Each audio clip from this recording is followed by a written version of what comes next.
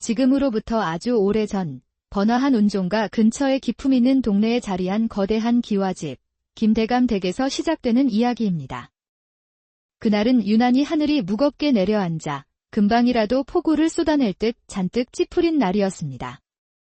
집안 전체는 초조함과 무거운 침묵에 휩싸여 있었지요. 바로 안주인 박씨 부인이 가문의 첫 아이를 낳는 극심한 산고를 겪고 있었기 때문입니다.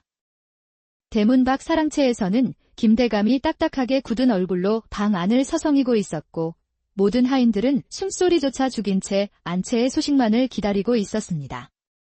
몇 시간에 걸친 고통스러운 시간이 흐른 뒤 마침내 가느다란 아기의 울음소리가 방문을 넘어 희미하게 새어나왔습니다.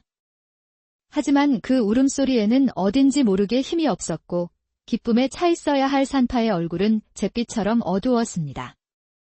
마님, 아기 씨이십니다. 산파가 조심스럽게 내민 명주 포대기 속에는 달처럼 어여쁜 여자아이가 들어 있었습니다. 하지만 아이는 금방이라도 꺼질 촛불처럼 위태로워 보였습니다. 숨소리는 얕았고 살결은 창백하다 못해 푸른빛이 감돌았지요. 한눈에 보아도 오래 살지 못할 허약한 아이였습니다. 그토록 고대하던 첫아이, 가문의 대를 이어야 할 아이가 허약하다는 사실에 박씨 부인의 얼굴은 삽시간에 절망으로 물들었습니다. 남편의 기대와 가문의 영광, 그리고 앞으로 자신이 누려야 할 모든 것들이 이 작은 생명에 달려 있었는데 모든 것이 물거품이 될지 모른다는 공포가 그녀의 심장을 옥죄었습니다. 바로 그 시각, 대감댁의 가장 후미진 곳에 있는 행랑채의 작은 방에서도 새로운 생명이 태어났습니다. 박씨 부인의 유모로 들어온 남편을 일찍 여의고 홀몸이 된 연심이 딸을 낳은 것이지요. 그녀의 산고는 순탄했고 아이의 울음소리는 온 행랑채를 떠나갈 듯 우렁찼습니다. 포대기를 열자 복숭아처럼 발그레한 뺨에 까만 눈동자를 반짝이는 건강한 여자아이가 방긋 웃고 있었습니다. 세상의 모든 생명력을 다 물려받은 듯 건강함이 넘쳐 흘렀습니다. 이렇게 같은 날, 같은 담장 안에서 두 여자아이가 태어났습니다. 한 아이는 명주 포대기에 쌓여 있었지만 위태로웠고 다른 한 아이는 낡은 무명천에 쌓여 있었지만 튼튼했습니다. 아무도 몰랐습니다. 이 두 아이의 운명이 칠흑 같은 밤, 한 여인의 비뚤어진 욕망으로 인해 송두리째 뒤바뀌게 될 것이라고는 말입니다.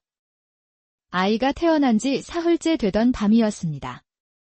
집안의 모든 이들이 깊은 잠에 빠져들었을 때 박씨 부인은 아무도 모르게 자리에서 일어났습니다.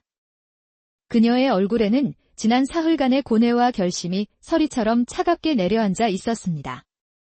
곁에서 위태롭게 잠든 친딸을 내려다보는 그녀의 눈빛은 더 이상 어미의 그것이 아니었습니다. 이 아이로는 안 된다. 이 허약한 아이로는 대감댁의 안주인으로서 내 자리를 지킬 수 없어. 그 생각은 사흘 내내 독처럼 그녀의 마음을 파고들었고 마침내 돌이킬 수 없는 결심을 굳히게 만들었습니다. 그녀는 촛불 하나만을 든 채 소리 없는 그림자처럼 안채를 빠져나와 행랑채의 가장 구석진 방으로 향했습니다. 유모 연심이 잠든 방문 앞에서 그녀는 거침없이 문을 열고 안으로 들어섰습니다. 인기척에 놀라 잠에서 깬 연심은 방 안에 서 있는 박씨 부인의 모습을 보고 기겁하여 자리에서 일어났습니다. 마님. 이 야심한 시각에 어인 행차이시옵니까? 박씨 부인은 대답 대신 싸늘한 눈빛으로 연심의 곁에 잠든 건강한 아기를 쏘아보았습니다. 그리고는 품속에서 묵직한 비단 주머니를 꺼내 연심의 앞에 던졌습니다. 이것으로 내 평생은 굶지 않을 것이다. 내 고향의 작은 기와집 한 채와 평생 먹고 살론 면마지기는 충분히 살 수 있겠지. 연심은 어리둥절한 표정으로 박씨 부인을 바라보았습니다. 아이를 바꾸자. 내 건강한 딸을 내게 다오. 그리고 이 허약한 아이는 내가 데리고 멀리 떠나거라. 죽은 아이로 할 것이니 다시는 이 도성 땅에 발을 들여서는 안 된다. 그 말에 연심은 피가 거꾸로 솟는 듯한 충격을 받았습니다. 제정신이 아닌 소리였습니다. 마님, 아니 되옵니다. 어찌 어미에게 자식을 바꾸자는 그런 무서운 말씀을 하십니까?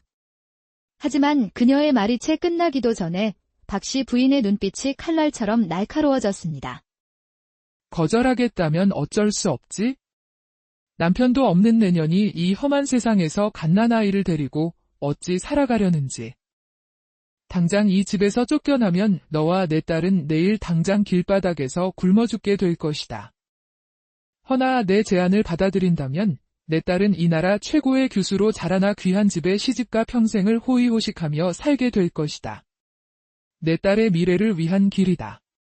선택하거라. 그것은 제안이 아닌 협박이었습니다. 자신의 비참한 처지와 딸의 안락한 미래. 연심은 찢어지는 마음으로 고개를 끄덕일 수밖에 없었습니다. 그녀의 눈에서 뜨거운 눈물이 쏟아졌습니다. 그날 밤, 어미의 피눈물 속에서 두 아이의 운명은 그렇게 잔인하게 뒤바뀌고야 말았습니다. 연심은 자신의 딸을 마님의 품에 넘겨주고 대신 금방이라도 숨이 넘어갈 듯한 허약한 아기씨를 넘겨받았습니다.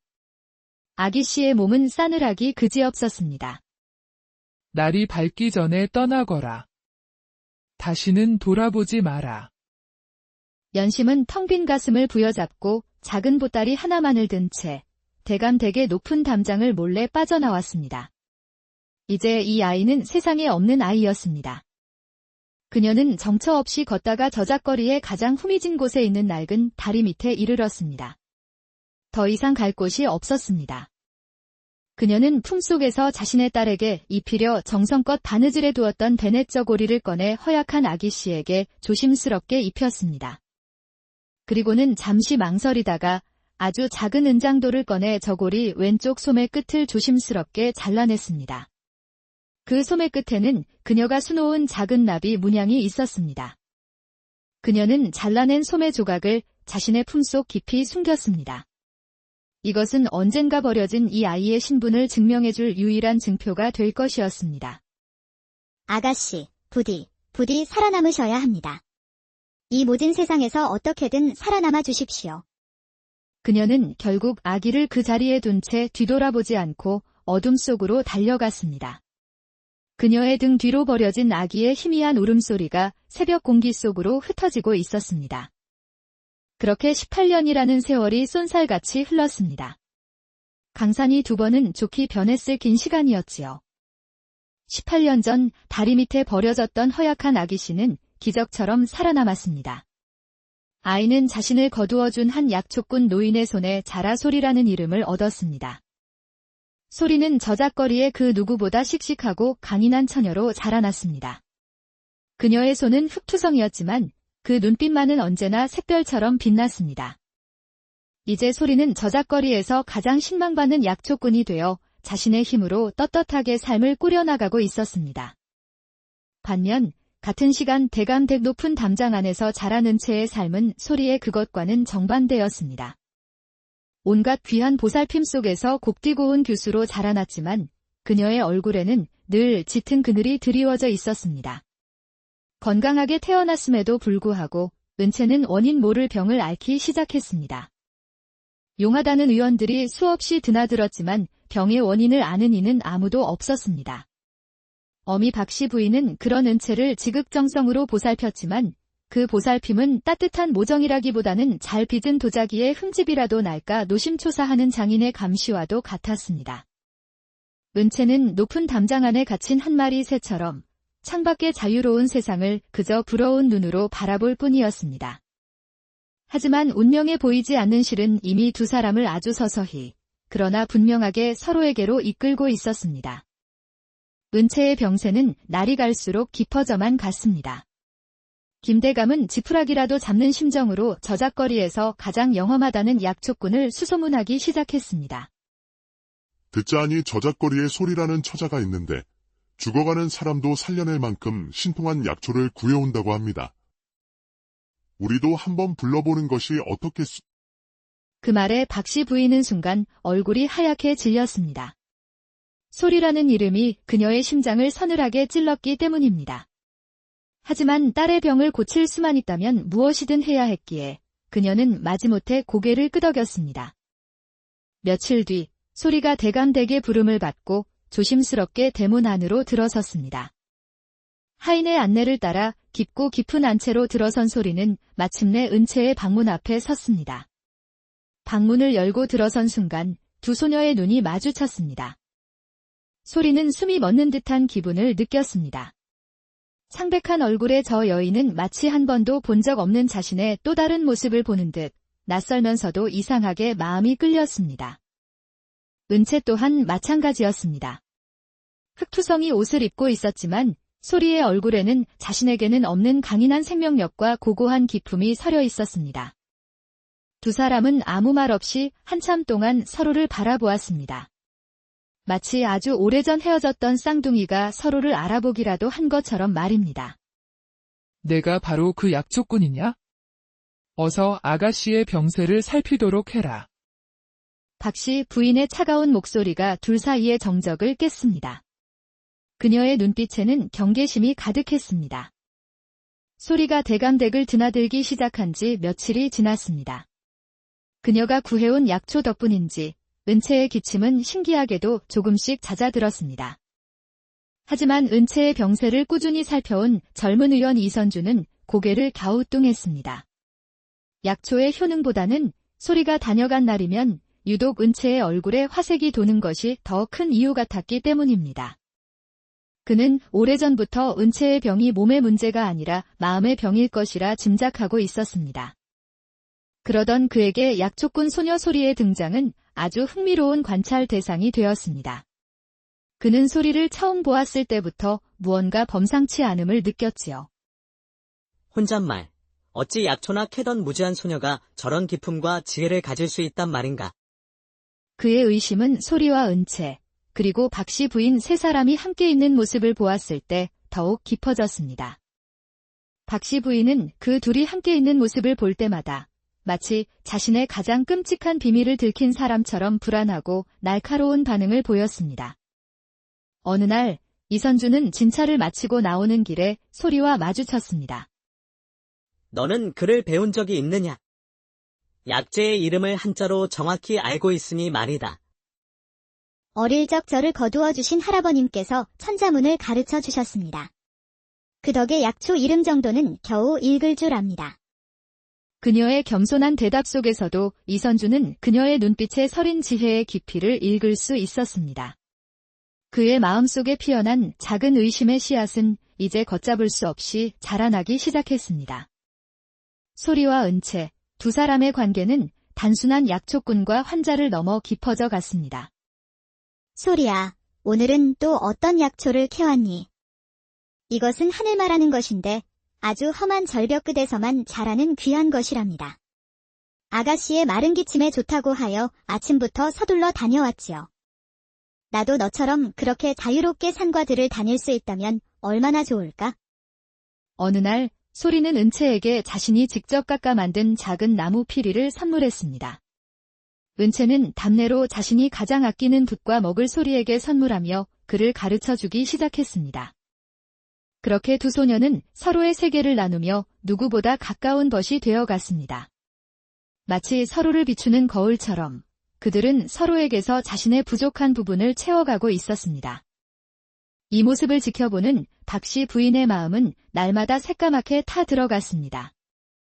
저 천한 것이 감히 내 딸과 어울리다니. 당장 내쫓아야 해. 그녀는 두 아이가 함께 있는 시간을 어떻게든 방해하려 했습니다. 소리가 약초를 가지고 오면 굳이 꼬투리를 잡아 타박을 주거나 모욕을 주기도 했습니다. 내년이 가져온 약초를 어찌 믿는단 말이냐? 혹여 독초라도 섞여 있다면 내년의 목숨으로도 부족할 것이다. 하지만 그녀의 서슬퍼런 위협에도 소리는 묵묵히 고개를 숙일 뿐 조금도 위축되지 않았습니다. 그날은 유난히 날이 맑았습니다. 은채는 소리와 함께 정원의 작은 정자에 나와 앉아 있었습니다. 그러다 소리가 품속에서 작은 주머니 하나를 떨어뜨렸습니다. 그 안에서 반으로 쪼개진 낡은 은비녀 하나가 굴러 나왔습니다. 이게 뭐니, 소리야? 아, 아무것도 아닙니다.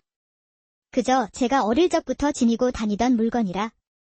하지만 은채의 시선은 이미 은비녀 반쪽에 단단히 꽂혀 있었습니다. 표면에 섬세하게 새겨진 나비 문양이 몹시 익숙했기 때문입니다. 그녀의 뇌리에 몇 해 전 어머니의 방장롱 깊숙한 곳에서 보았던 작은 비단함이 스쳐 지나갔습니다. 그 함 속에는 바로 이 비녀와 정확히 한 쌍을 이루는 나머지 반쪽 은비녀가 들어 있었습니다. 이상하다. 소리야. 내가 이 비녀의 나머지 반쪽을 본 것 같구나. 혹시 내 부모님께서 물려주신 것이니? 저는 부모님의 얼굴을 모릅니다. 제가 발견되었을 때 이 비녀 조각과 낡은 대뇌저고리 소매자락 하나가 전부였다고 들었습니다.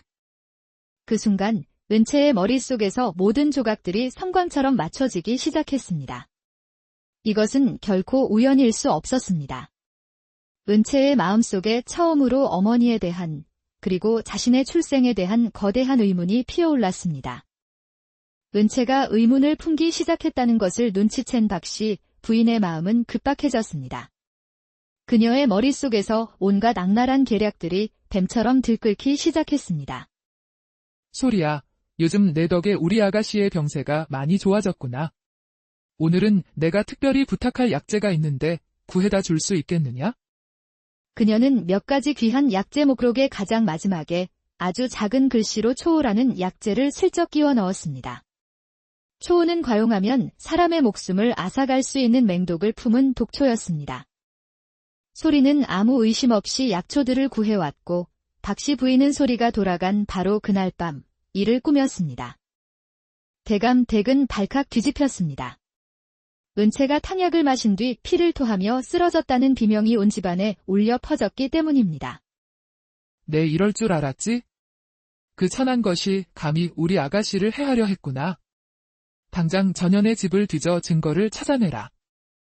그녀의 명에 따라 포졸들이 소리의 작은 초가집을 덮쳤고 그곳에서 미리 숨겨둔 초호 뿌리 몇 점이 발견되었습니다. 소리는 순식간에 관아로 끌려가 차가운 옥에 갇히는 신세가 되었습니다. 그녀는 억울함을 호소했지만 아무도 미천한 고아 소녀의 말을 믿어주려 하지 않았습니다. 은채가 쓰러졌다는 소식에 가장 먼저 달려온 사람은 의원 이선준이었습니다. 그는 집안의 분위기가 명백히 부자연스러움을 감지했습니다. 다행히 은채는 목숨을 건졌습니다. 탕약의 맛이 평소와 다르다는 것을 이상하게 여겨 몇 모금 마시지 않고 뱉어냈기 때문이었습니다. 이선주는 남은 탕약 찌꺼기를 살핀 뒤 이것이 실수가 아니라 명백히 소리에게 죄를 뒤집어 씌우기 위한 악의적인 행위임을 확신했습니다. 마님, 이것은 단순한 의료사고가 아닙니다. 누군가 의도적으로 아가씨를 해하고 그 죄를 소리에게 씌우려 한 것입니다. 저는 소리의 결백을 믿습니다. 의원께서는 지금 저 천한 것을 두둔하시는 겁니까? 증거가 명백한데도 말이요. 그는 더 이상 이 일을 자시할 수 없다고 결심했습니다. 그는 이 모든 비밀의 시작점인 옛 유모를 찾아야만 했습니다. 이선주는 수소문 끝에 저작거리에서 작은 포목점을 운영하는 현심 할미를 찾아냈습니다. 그녀가 바로 18년 전의 유모였습니다. 할머니. 소리가 억울한 누명을 쓰고 죽을 위기에 처했습니다. 할머니께서 입을 열지 않으시면 그 아이는 죽습니다. 18년 전 할머니께서 참아버리지 못했던 그 아기씨가 말입니다. 아기씨라는 말에 연심할미의 마지막 이성이 무너져 내렸습니다. 그녀는 그 자리에 주저앉아 어린아이처럼 목 놓아 울기 시작했습니다. 내가 죽일려니요.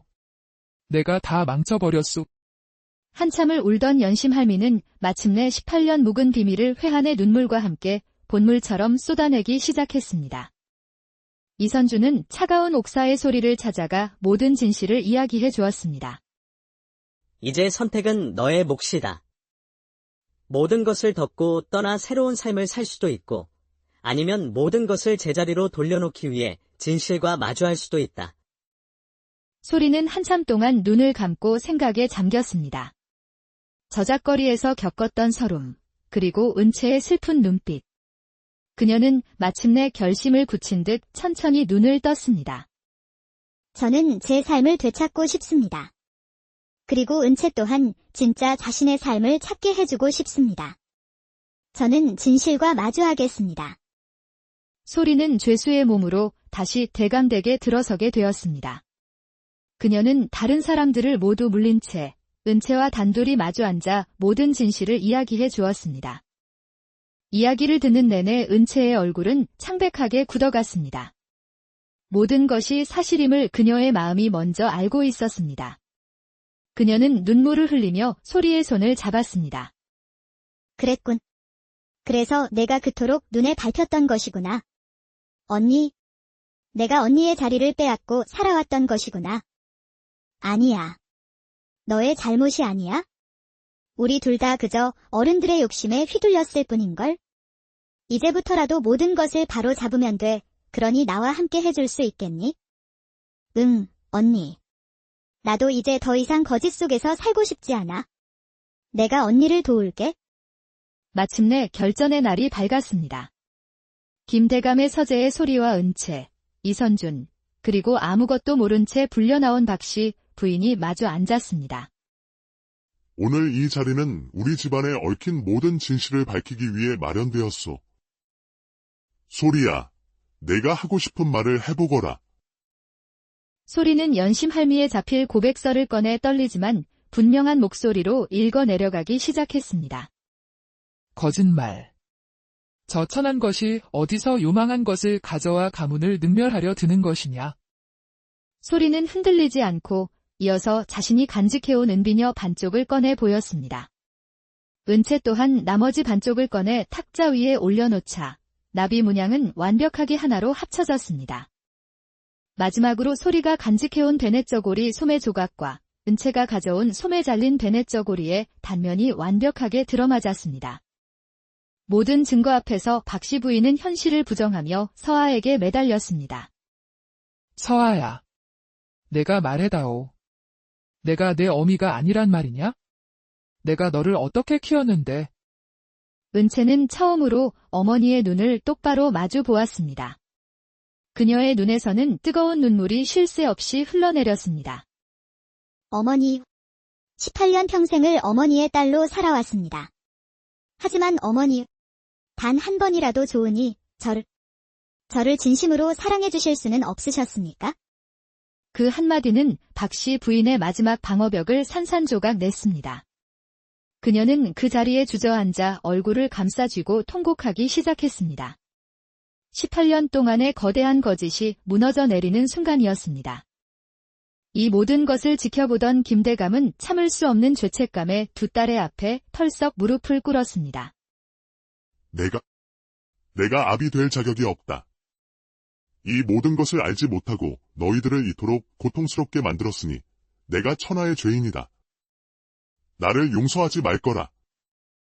그의 진심 어린 참회 속에서 세 사람은 비로소 망가진 가족의 관계를 회복할 첫걸음을 내디딜 수 있었습니다. 모든 진실이 밝혀진 후 김대감은 소리에게 이 집의 주인으로서 모든 것을 되돌려주겠다고 약속했습니다. 하지만 소리는 정중히 거절했습니다. 아버님, 제 뿌리를 찾게 해주신 것만으로도 평생 갚지 못할 은혜를 입었습니다. 하지만 저의 지난 18년은 저작거리의 흙먼지와 약초 더미 속에서 만들어졌습니다. 저는 제 힘으로 약초를 캐고 아픈 사람들을 돌보며 살아가는 지금의 제 삶이 좋습니다. 한편 은채는 자신을 낳아준 친어머니 연심할미의 품에 안겨 18년 만에 처음으로 진정한 모정을 느꼈습니다. 그 따뜻한 보살핌 속에서 그녀를 평생 괴롭히던 마음의 병은 눈 녹듯 사라졌습니다. 그렇게 두 소녀는 각자의 자리로 돌아갔습니다. 한 명은 판서의 딸이라는 신분을 얻었지만 저작거리의 삶을 택했고, 다른 한 명은 양반 교수의 삶을 잃었지만 진정한 어머니와 평온을 얻었습니다. 시간이 흘러 소리는 저작거리에 번듯한 약방의 주인이 되었습니다. 그녀의 곁에는 언제나 든든한 그림자처럼 이선준이 함께했습니다. 그는 궁궐의 어이가 될 기회를 마다하고 저작거리에 작은 의원을 차려 소리와 함께 아픈 사람들을 돌보는 길을 택했습니다. 은채는 친어머니와 함께 소박하지만 행복한 나날을 보냈습니다. 그녀가 짠 옷감은 저작거리에서 가장 곱고 튼튼하기로 소문이 났지요. 두 사람은 더 이상 신분의 벽 없이 세상에 둘도 없는 자매로서 서로의 삶을 응원했습니다. 어느 맑은 가을날 소리와 이선준의 소박한 혼례가 열렸습니다. 저작거리의 모든 사람들이 모여 두 사람의 앞날을 진심으로 축복해 주었습니다. 나는 그대의 신분이 아니라 그대의 강인하고 따뜻한 마음을 사랑했소. 앞으로 평생 그 마음 곁을 지키겠소. 그 모습을 지켜보던 은채의 얼굴에도 따뜻한 미소가 번졌습니다. 뒤바뀌었던 운명은 제자리를 찾았지만 그 시련의 시간은 두 소녀를 더욱 강하고 지혜롭게 만들었습니다. 저작거리 약방에서 피어나는 쌉쌀한 약초 향기처럼 두 사람의 새로운 운명은 이제 막 건강하고 향기